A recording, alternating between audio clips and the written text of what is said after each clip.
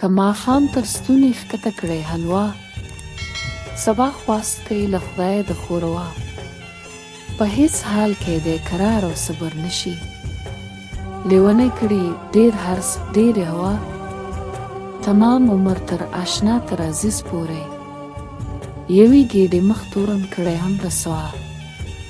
چې په خپلې رسوایۍ دی پروا نشته، نور به څه کړی په جهان د چا پروا.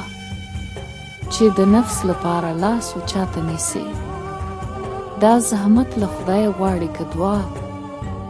نفس بې شمار عالم پر پیستو کوی ده، خدای دې نه کا نابینا د چا پیشوا. پروا په ناروا کله پوهیږي، و چارپای ته څه روا څه ناروا. چارپایان که غوږ و سترګې لري څه شو، په معنا یې نابینا دي ناشنوا. زه رحمان له هغه علمه پناه غواړم، چې له دینه له مذهبه سیوا.